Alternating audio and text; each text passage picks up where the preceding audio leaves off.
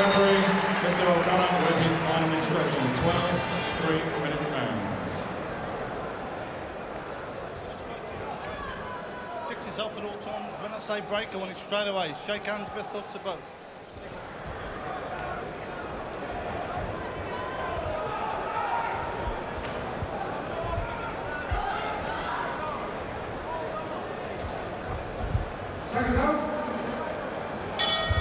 Defence number 3 of the British heavyweight title for big Matt Skelton from Bedford. And he is not exactly what AJ Liebling might have said as a practitioner of the sweet science, but my word, he is effective. He gets the job done. He's had 17 straight victories, 16 of them inside the distance, and he is a big favourite to win this fight here today against the younger man, John McDermott from Essex, the challenger. And already, good right hand from Skelton, solid right hand, and McDermott has just not settled into this fight at all, and already he is now looking and staring at a potential defeat. Terrific corking right hand from Skelton, and Skelton now is looking for the quick first round finish. Oh, he's gone down. That was to a body shot. Didn't look like a clean shot to me, but he's gone down twice already. It's a nightmare start for McDermott. He couldn't have hoped to have got off to a worse start. Walked onto the right hand. Still, his head isn't cleared. He's hanging on for dear life, but now he's the third time. I think, is he going to wave it over? No, he fell over there as much as he was pushed.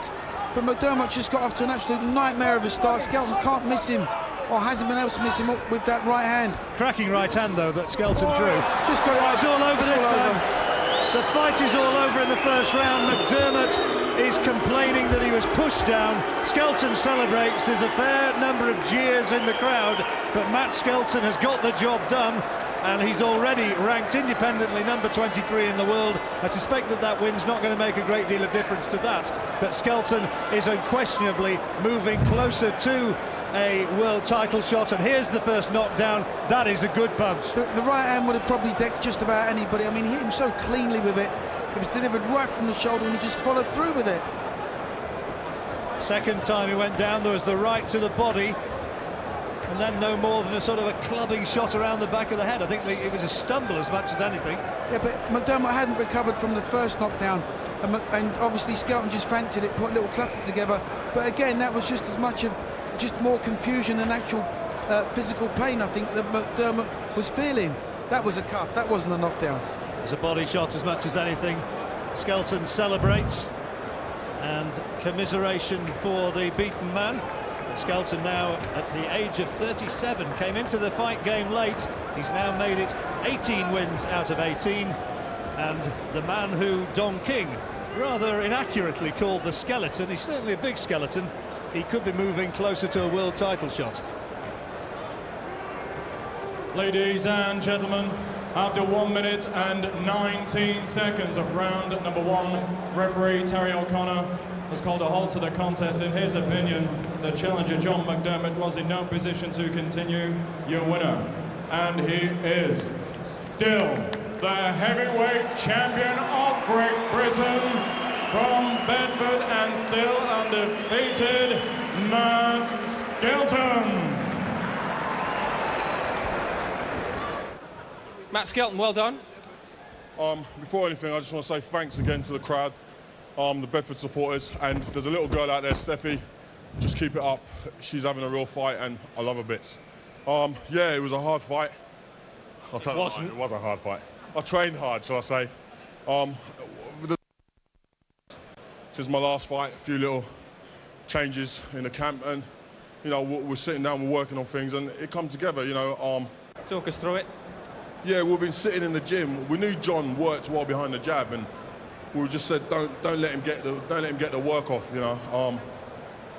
We sat down and we were practicing. When I first come into the game, coming from Thai boxing, we used to throw a lot of overhand rights, and it's because we were trying to work on other things. It's like I was missing that out of my game. And when I caught him with the right hand, I knew it hurt him, and then I thought, you know, he was trying to mix it up a bit, but I felt good. I felt I'd be fitter than him anyway, even if it went a distance. I trained for 12 rounds. Yeah, I just, you know, my trainer, Kevin, we've been working on some things. It's coming together, Andy and Louis here. It's just great, and like I said, it's not a long career, but, you know, I need the big fights now, and hopefully, you know, Mr. Warren can deliver them. Well done tonight. Thank you very much indeed. He's a man in a hurry, isn't he, Barry? He came to the fight game so late after that kickboxing career, but you've got to hand it to him. He always comes in great shape, he always comes ready for fight, and he wants to go to the top in a hurry. Absolutely, he needs to go to the top in a hurry. He's 37 years old, he's running at a time. He was very disappointed in September, so were we up in Bolton when Danny pulled out. Yeah, in the summer, wasn't it? Yeah. You know, Danny's redeemed himself tonight, but you know, the way he fights aggressively, he won't be running around and running away like Audley Harrison. He will come to fight, and it may not be pretty, but it will be bloody exciting, that's for sure. These two guys are going to have a real go at each other. When we looked at that McDermott fight, and when you are a heavyweight and you stop a right hand on the chin, no matter if it's in the first round or the last round, you go over. No, listen, when you have 18 stone and 18 stone meeting on there, so you've got 36 stone on the end of your chin, you go over. He hits hard. He's not the quickest puncher, but when he lands with you, he lands with tremendous authority, and you saw the results of that. And unfortunately, he just was unable to get over it, and he never got into the fight at all, McDermott. Big punch we saw earlier on tonight, Danny Williams demolishing Audley Harrison with that one, first knockdown for Audley, or Fraudley as he was called before he came of his career. How do you think these two might shape up, Williams and Skelton, that is? I think Williams and Skelton will be a fantastic fight, because they both like to fight at close range.